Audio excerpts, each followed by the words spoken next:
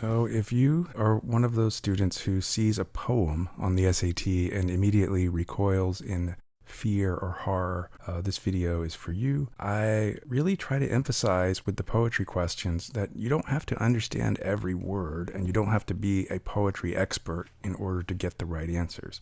You could really treat them like you would treat regular old prose writing, with the exception that they're going to be using more figurative language, generally speaking, in the poetry passages. And sometimes you might need to reword things or rearrange the sentence order so that it reads a little bit more like prose, because in poems, things are arranged for the sake of rhythm and rhyme quite often. But this question here is a sort of inference question. It asks what is strongly suggested about the speaker's attitude toward old age. So we want to read the poem focusing on that, trying to figure out what we can about the speaker's attitude toward old age.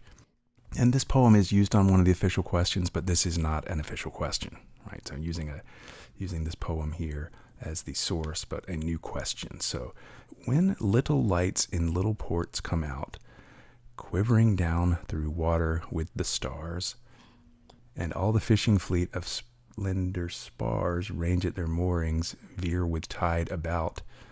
So interesting rhyme scheme there. A, B, B, A. Nothing about old age, though. So we're not going to even really worry about that first stanza.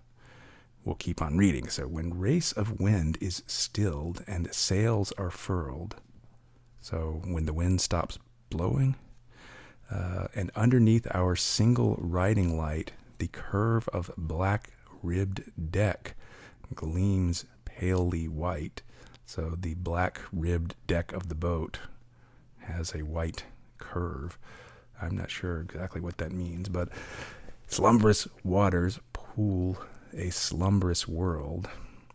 So what's going on here? Well, the wind is stilled and the waters are sleepy, so they're not choppy or anything like that, and the world as a whole is slumbering. So that suggests something about, calming down, maybe nighttime or just general calm. Nothing about old age, though, yet, so we're going to keep on reading. Then and only then have I thought how sweet old age might sink upon a windy youth, quiet beneath the riding light of truth, weathered through storms and gracious in retreat. Okay, so here is old age, and one thing that's important is just noticing connotation, positive versus negative. So if the speaker's attitude is that old age might be sweet, we're looking for something that reflects a positive attitude toward old age. But we could also maybe make a little analogy between what they're saying about old age and this sort of imagery having to do with the boat at night.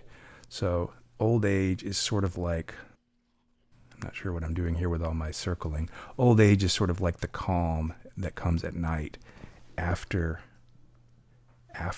the turbulence of youth. And that's probably enough to get us our right answer. So I'm going to say it's a positive attitude, and that's because old age is like the calm after a storm. And so, lo and behold, answer choice A, the speaker views old age as a peaceful phase of life that can be deeply appreciated after a period of energetic youth.